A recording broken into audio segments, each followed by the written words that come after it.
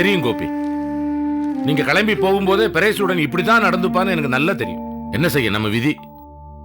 அப்புறம்ப்பா வர்ற வழியில கோயில் தர்மகர்த்தாவை பார்த்தேன்ப்பா. அவருக்கு எல்லா விஷயமும் தெரிஞ்சிருக்கும் போல. ஓ, எல்லாத்தையும் கேட்டு ரொம்ப வருத்தப்பட்டாரு. ஐயோ பாவம், என்ன சொன்னாரு? அப்பா கேட்டதை சொல்லுப்பா, மனசு தளர்ந்துட வேணா, எல்லாமே கூடிய சீக்கிரம் சரியா வந்துடும். அது போக என்ன ஹெல்ப் வேணாலும் சரி, தயங்காம அப்பா என்கிட்ட வந்து கேட்க சொல்லு, நான் பண்ணி தரேன் அப்படின்னாரு. நமக்கு ஆறுதலா பேசணும்னு அவருக்கு என்ன இருக்கு சொல்லு? நம்ம பேர்ல இருக்கிற அபிமானம் தான்.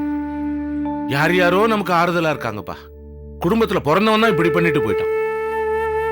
வேர்ல வெந்நீர் ஊத்தின மாதிரி குடும்பத்துக்கே அவமானம். அது கூட பெருசு இல்ல, மகாவை நினைச்சாதான்டா எனக்கு வயிறு எரியுது. நம்ம குடும்பத்துல ஒருத்தியா மகேஷ், ராகினி, கீதா மாதிரி வீட்டையே சுத்தி சுத்தி வரும். இப்ப இத்தனை பேர் இருக்கும், அவ ஒருத்தி இல்லங்கிறது பெரிய சூன்யமா தெரியுது எனக்கு. என்னடா மாமா வீட்டுல போய் உட்கார்ந்துட்டு இருக்கமே, இன்னும் கல்யாணமே நமக்கு முடியலையே. ஒரு நாள் அந்த பொண்ணு யோசிச்சது இல்ல. உன் பேர்லயும் இந்த குடும்பத்துல இருக்கவங்க பேர்லயும் அவ்வளவு பிரியம். தனியா இருந்து எங்க கஷ்டப்படுதோ. அவ மட்டும் பழைய மகாவா இருந்திருக்கட்டும், ஒரு நிமிஷம் இருக்காது, பாண்டிய உதறி போட்டு வந்திருப்பா. அடிப்பட்ட சூழ்நிலையில எங்க இருக்கும் தாயாரு எதுவுமே தெரியாத நிலைமையில என்ன வேதனை அனுபவிக்குதோ. எங்களுக்கு மகாவை நினைச்சாதான் ரொம்ப கஷ்டமா இருக்குப்பா. அவ எல்லாமே எதையும் எழுந்த மாதிரியே இருக்கு. மகா எங்களுக்கெல்லாம் அண்ணி அண்ணின்னு சொல்லுமே தவிர அவ எங்க எல்லாத்துக்கும் ஒரு ஃப்ரெண்டா தான் நடந்திருக்கா. நாங்க எல்லாரும் அவளை எவ்வளவு திட்டினா கூட அவ அதை பெருசாவே எடுத்துக்கிட்டது இல்ல.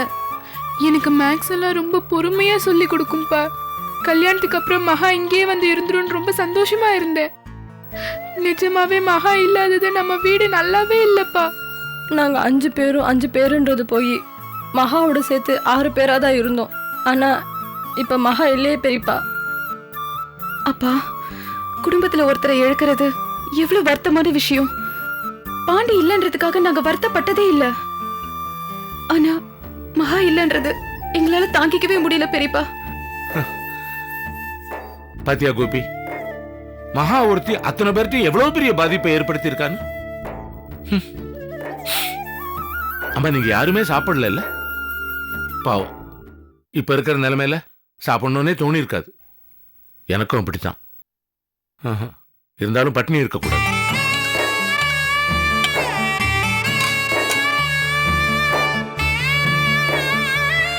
இந்த குடும்பத்துல எல்லாரும் மகிழ்ச்சியா இருக்கும்போது கூட்டாஞ்சோறு ஊட்டி விட்டுருக்கேன். சந்தோஷமா சாப்பிட்டு இருக்கீங்க, நானும் சந்தோஷப்பட்டிருக்கேன். இப்ப பட்டினி இருக்கக்கூடாது, அதுக்காகத்தான் இந்த ராஜபாக்கு கொடுத்து.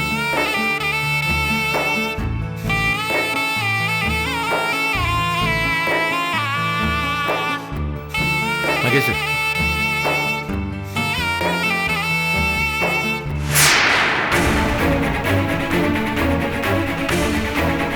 இந்த மீனாட்சி பாத்தியடி, உன் குடும்பத்தோட லட்சணத்தை நாம பெத்த பண்ணு தொலைச்சிட்டு பரிதை வச்சிட்டு இருக்கோம். இவங்க ரவுண்டு கட்டி உட்காந்துக்கிட்டு உருண்டை சோறு தின்னுட்டு ஜாலியா இருக்காங்க. அது சரி, கோயில உண்டை கட்டி வாங்கி தின்னு வயிறு வளர்க்குற பயலுக்கு தானே அந்த புத்தி வேற எப்படி இருக்கும்? மாமா, டேய் மாமா ஓமன்னா பல்ல கட்டிடுவேன். இங்க பாருடி, நாம தான் பெத்த பண்ணு தொலைச்சிட்டு பரிதை வச்சிட்டு இருக்கோம். அந்த கவலை கொஞ்சம் கூட இல்லாம எல்லாரும் சேர்ந்து கூட்டாஞ்சோறு திங்கிறாங்க பாரு. யோ, காலையில இருந்து குடும்பமே பட்னியா, காணும் சகிக்காம தான் உருட்டி போட்டுட்டு இருக்கேன். பட்டினி கிடந்தா எல்லாரும் செத்து போயிடுவீங்களா? என் மகன் எங்க இருக்கா, அவ சாப்பிட்டாலா சாப்பிடலையா, உயிரோடு இருக்கால செத்து போயிட்டாளா, எதுவுமே தெரியாம நாங்க பரிதை வச்சுட்டு இருக்கோம். ஆனா நீங்க கலவு சொத்தை உருண்டை கட்டி குடும்பத்தோட முழுங்கிட்டு இருக்கீங்க. ஏயா, உங்க குடும்பத்துல அவ்வளவு ஒரு பொண்ணு மாதிரி தானே இருந்தா, அவளை ஒரேடியா மறந்துட்டு இப்படி குடும்பத்தோட சேர்ந்து சாப்பிட்டுட்டு இருக்கீங்களே, மனசாட்சி இல்லையா? அண்ணே, அம்மாடமா பேசாதீங்க. இவ்வளவு நேரம் மகாவை நினைச்சுதா எல்லாரும் வேதனைப்பட்டு அழுதுட்டு இருந்தோம். இப்படி பேசுறீங்களே. ஓஹோ, அழுது டயர்டாகி ஏதோ பிக்னிக் வந்த மாதிரி கூட்டமா சேர்ந்து கூட்டாஞ்சோறு சாப்பிட ஆரம்பிச்சிட்டீங்களாக்கும். யோ, உலகத்திலே சீன் போடுற குடும்பம் உங்க குடும்பம் தாயா. உங்க நடிப்பை மத்தவங்க நம்பலாம், நான் நம்ப மாட்டேன். அவ்வளவு எதுக்கு உங்ககிட்ட நான் பேச்சு, நான் எதுக்கு வந்தேங்கிறத சொல்லிட்டு இங்க இருந்து போயிடுறேன். இங்க மனுஷன் நிப்பானாயா? இந்த பாரு பெரியசூடா, உங்ககிட்ட பேசவோ வாதம் பண்ணவோ எங்களுக்கு சக்தி இல்ல. சொல்லு, இப்ப இந்த முறை எங்க தலைமையில என்ன இடிய போட்டு போலான்னு வந்த சொல்லு. யோ பெரிய நாயனா, நீ எதுவும் பேசாதயா. உன் தம்பி மகனை விடவா நான் பெரிய இடியை தூக்கி போட போறேன். இத பாரு, என் மகன் நல்லபடியா என் வீட்டுக்கு திரும்பி வர வரைக்கும் உன் தங்கச்சிக்கு என் வீட்டுல இடம் கிடையாது. இனிமே அவ இங்கதான் இருக்கணும். ஒருவேளை என் பொண்ணுக்கு ஏதாவது ஆயிட்டாலோ, அவ திரும்பி வராம போயிட்டாலோ, இவ இங்கதான் கிடந்து சாகணும். என் வீட்டு வாசப்படி மிதிக்க கூடாது. இந்த பாரு பெரியசூடா, புஷ்பா எங்க வீட்டு பொண்ணு, எவ்வளவு நாள் வேணா அவங்க இருக்கட்டும், சந்தோஷம். ஆனா எதுக்கு எதையா முடிச்சு போடுற நீ?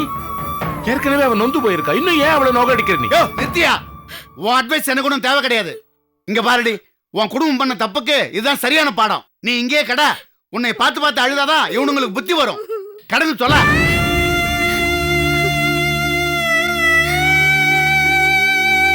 என்ன புஷ்பா இது?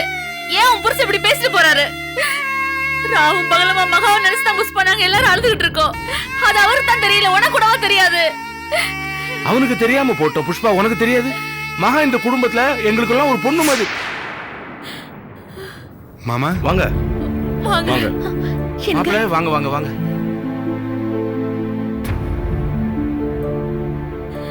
என்ன எல்லாரும் ஒரு மாதிரியா இருக்கிறீங்க? ஏதாவது பிரச்சனையா மாமா? மச்சான் உங்க கல்யாணம் நல்லபடியா நடந்ததுல்ல? இல்ல மாப்பிள்ளை, கல்யாணம் நின்னு போச்சு. என்ன மாமா சொல்றீங்க? கல்யாணம் நின்னு போச்சா? ம். ஏன்? என்ன சொல்ல, எல்லாத்துக்கும் பாண்டி தான் காரணம். கல்யாணத்துக்கு முதல் நாள் மகாவை எங்கேயோ தூக்கிட்டு போயிட்டான். அப்புறம் என்னென்னமோ நடந்து போச்சு.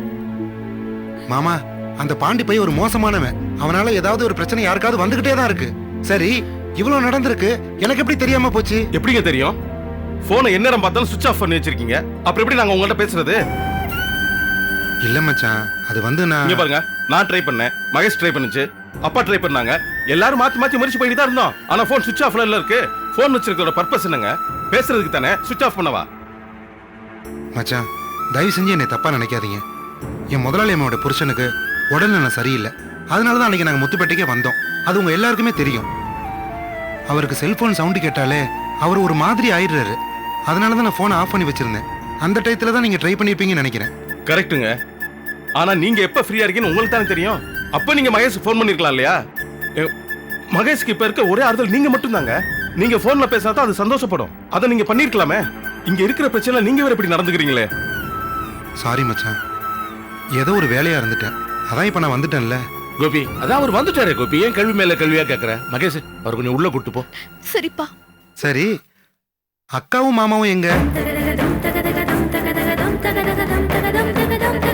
மகேஷ், எங்க அக்காவும் மாமாவும்? மாப்பிள்ளை, நீங்க இல்லாத வீட்டுல இருக்கிறதுக்கு கூச்சப்பட்டுக்கிட்டு அவங்க வீட்டை விட்டே போயிட்டாங்க.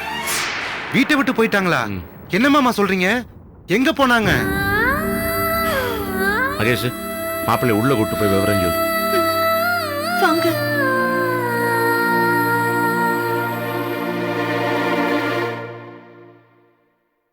அப்பா, நீங்க சாப்பிடுங்கப்பா. வாங்க வாங்க.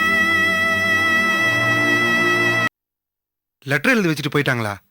சூழ்நிலை தெரியாம இவங்க வேற இந்த மாதிரி நடந்துக்கிறாங்களே. இங்க பாருங்க, இது என் பிறந்த வீடுதான்.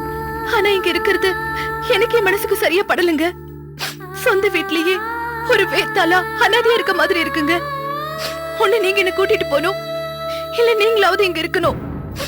நம்ம தனியா போயிட்டா சாந்தி அண்ணியும் வேணு அண்ணனும் கூட நம்ம கூட வந்துருவாங்க. என்ன மகேஷ் இது? வயிற்று பொழப்புக்காக தானே இப்படி நம்ம பிரிஞ்சு வாழ வேண்டியதா இருக்குது.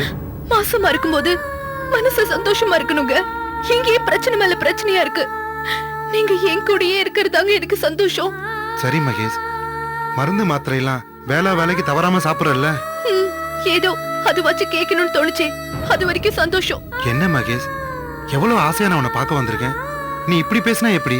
வேற எப்படிங்க பேசுறது? அன்னைக்கு முத்துப்பேட்டையில ஏதோ தனி ஒரு 5 நிமிஷம் பேசிட்டு போயிட்டீங்க. போன மனுஷன் ஒரு போன் கூட பண்ண முடியாதா? அது மகேஷ், நிறைய வேலைம்மா. என்னங்க அப்படி வேலை? மிலிட்டரியில வேலை பாக்குறீங்க. மிலிட்டரியில இருக்கிறவங்க கூட வாரத்துக்கு ஒரு நாள் அவனோட பொண்டாட்டிக்கு லெட்டர் போடுறான் தெரியுமா? ஏன் மகேஷ் இப்படி கடுகடுன்னு பேசுற? எவ்வளவு ஆசையா நான் உன்னை பார்க்க வந்தேன் தெரியுமா? உன் மேல எனக்கு எவ்வளவு பிரியம்னு நான் சொல்லிதான் உனக்கு தெரியணுமா? பெரியவனு வாயில சொன்ன மட்டும் பத்தாதுங்க, அது செயலையும் கொஞ்சம் இருக்கணும். செயல்ல இருக்கணுமா? இந்த ராத்திரி நேரத்துல ஒன்ன பாக்கணுங்கிறதுக்காக 3 பஸ் மாறி வந்திருக்கிறேன். அது மட்டும் இல்ல, அவங்க லீவு கொடுக்க மாட்டேன்னு சொல்லிட்டாங்க. என் பொண்டாட்டிய பார்த்தே ஆகணும்னு அவங்க கிட்ட ஏதோ காரணத்தை சொல்லி ஒன்ன பாக்கணுங்கிறதுக்காக ஓடி வந்திருக்க மகேஷ். நீ என்னடானா என்னென்னமோ பேசிக்கிட்டு இருக்க? மகேஷ், உனக்கா நான் என்னென்ன வாங்கிட்டு வந்திருக்கேன்னு பாரு. இங்க பாரு, புடவை ஸ்வீட்டு எல்லாம் உனக்கு தான். சரிங்க. இந்தா மகேஷ், இந்த பணத்தையும் வச்சுக்கோ. எனக்கு இவ்ளோ இருக்கு. எவ்வளவு வச்சிருக்கீங்க? 15,000மா. 15,000-மா? நீங்க வேலைக்கு போக ஆரம்பிச்சு கொஞ்ச நாள் தானங்க ஆகுது, அதுக்குள்ள இவ்ளோ பணத்தை சேர்த்துட்டீங்களா? அது நிறைய பணம் வேணும்னு தானே கஷ்டம் பார்க்காம வேலை பார்த்தேன். அவங்களுக்கு டிரைவரா மட்டும் இல்ல மகேஷ், அவங்களுடைய பிசினஸோட எல்லா விதமான போக்குவரத்தையும் நான் தான் பாத்துக்கிறேன் மகேஷ். அதனாலதான் கொஞ்சம் பணம் சேர்க்க முடிஞ்சது. எல்லாமே உனக்காக தான் மகேஷ். இன்னொரு 6 மாசம் வேலை பார்த்தோம்னா கை நிறைய பணம் சேர்ந்துரும். இங்கேயே நமக்கு சொந்தமா ஒரு கார் வாங்கி ஓட்டலாம். எல்லாம் சரிங்க, இப்படி வேலை வேலைன்னு உங்க உடம்பு கவனிக்காம விட்டுறாதீங்க. நான் நல்லா தான் இருக்கேன் மகேஷ். இந்த நேரத்துல நீ தான் உடம்ப நல்லா பாத்துக்கணும். இந்த பணத்தை பேங்க்ல போட்டு வை. உன் தேவைக்கு மட்டும் எடுத்துக்க, மத்தபடி அது பேங்க்லயே இருக்கட்டும். பின்னாடி நிச்சயமா நமக்கு தேவைப்படும்ல. சரிங்க. சரி மகேஷ், காலையில நான் கொஞ்சம் சீக்கிரம் கிளம்பணும். 4 மணிக்கு அலாரம் வை. என்னங்க அது, இப்பதான் வந்தீங்க, அதுக்குள்ள காலையில கிளம்பணும்ன்றீங்க? நான் தான் சொன்னேனே மகேஷ், நேரங்காலம் பார்க்காம லீவு ரெஸ்ட்னு எடுக்காம வேலை பார்த்தாதான் 4 காசு சம்பாதிக்க முடியும். கொஞ்ச காலம் தான் மகேஷ், கவலைப்படாத.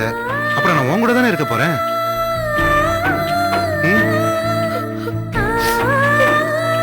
அல்லாத மகேஷ்.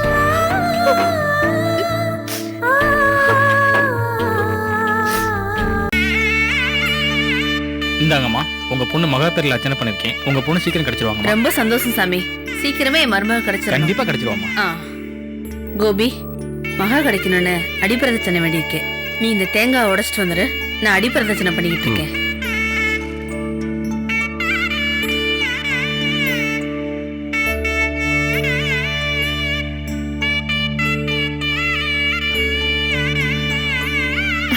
மேடம், ஸ்வீட் எடுத்துக்கோங்க. கோயில் சக்கரை பொங்கல், இத ஸ்வீட்னு சொல்றீங்க? இதோ இனிக்கும் இல்ல, அதான் ஸ்வீட்னு சொன்னேன். பொதுவா ஸ்வீட் எதுக்கு கொடுப்பாங்க? எதுக்கு? பிறந்த நாளைக்கு, வேலை கிடைச்சிருச்சு, இல்ல குழந்தை பிறந்துருச்சு அப்படின்னு ஏதாவது ஒரு சந்தோஷமான விஷயம் தான் கொடுப்பாங்க. எனக்கு ஒரு சந்தோஷமான விஷயம் நடந்திருக்கு. என்ன மேடம்? கோகுல் என்கிட்ட டைவர்ஸ் கேட்டு வந்திருந்தாரு. நானும் டைவர்ஸ் பத்திரத்துல கையெழுத்து போட்டேன்.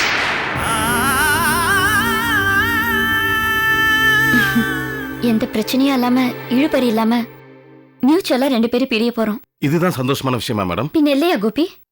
மனசுல எந்த வித பிடிப்பும் இல்லாம கோகுல் மேல வெறுப்போட இருந்துட்டு இருந்தேன். அவரை நினைச்சாலே உடம்பெல்லாம் எரியிற மாதிரி இருக்கும். அப்படி ஒரு மனநிலையில நான் இருந்தேன்.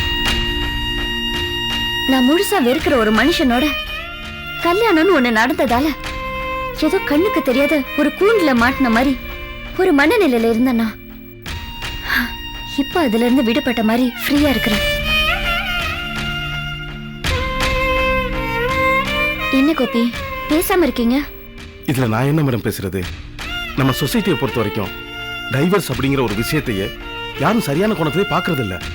அதுவும் இந்த டைவர்ஸ் ஆன பொண்ணுங்கன்னா எல்லாரும், ஊர்க்காரங்க எல்லாருமே ஒரு மாதிரியாத்தான் பேசுவாங்க. ஊர்ல மத்தவங்க பாக்குறதுக்கோ இல்ல பேசுறதுக்கோ அதை பத்தி எனக்கு கவலை இல்ல.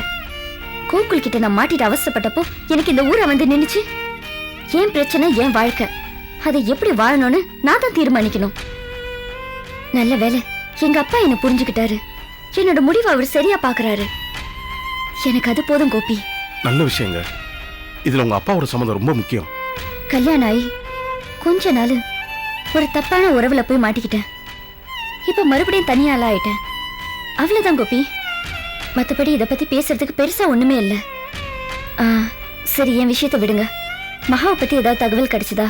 இல்ல மேடம், இது வரைக்கும் எந்த தகவலுமே கிடைக்கல.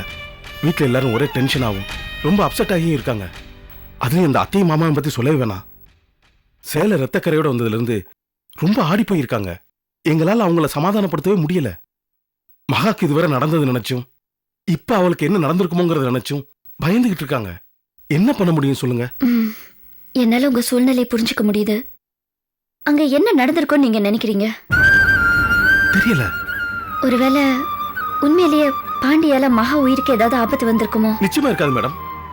நிச்சயமா பாண்டியால மகா உயிருக்கு ஆபத்து வந்திருக்காது. ஏன்னா பாண்டி மகாவை அவ்வளவு லவ் பண்ணா. அவளோட வாழணுங்கிறத அவளே தூக்கிட்டு போயிருக்கான். அதுக்கப்புறம் எப்படி அவனால இவ உயிருக்கு ஆபத்து வரும்? நிச்சயமா மகா உயிரோட தான் இருக்கா. ஆனா பாண்டியால எப்படி கோபி ஒரு துணியும் இல்லாம மகாவை பாத்துக்க முடியும்? அவ ஒரு சின்ன குழந்தை மாதிரி. சாப்பாடு கூட அவளுக்கு சாப்பிட தெரியாது. யாராவது ஊட்டி விடணும். இப்படிப்பட்ட ஒரு நிலையில எப்படி அவனால தனியா அவளை வச்சு பாத்துக்க முடியும்? 2 பேர் என்ன செய்றாங்கன்னு ஒண்ணுமே தெரியலையே. ரொம்ப கஷ்டமா தான் இருக்கு. எனக்கும் கஷ்டமா தான் மேடம் இருக்கு. என்னால அவங்க 2 பேரும் என்ன பண்ணுவான்னு யோசிச்சு கூட பார்க்க முடியல. நிச்சயமா அவங்க 2 பேரும் ஏதாவது ஒரு வெளியூர்ல போய் தான் செட்டில் ஆயிருக்கணும். இந்த நிலைமையில அவங்க 2 பேரும் போய் வாடகைக்கு வீடு கேட்டா கூட யாராவது வாடகைக்கு வீடு கொடுப்பாங்களா?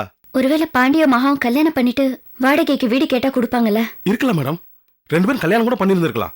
ஏன் கோபி, நம்ம அவங்கள கண்டுபிடிக்கும் போது அவங்க 2 பேரும் கல்யாணம் பண்ணியிருந்தா நீங்க என்ன பண்ணுவீங்க? அப்படி அவங்க 2 பேரும் கல்யாணம் பண்ணி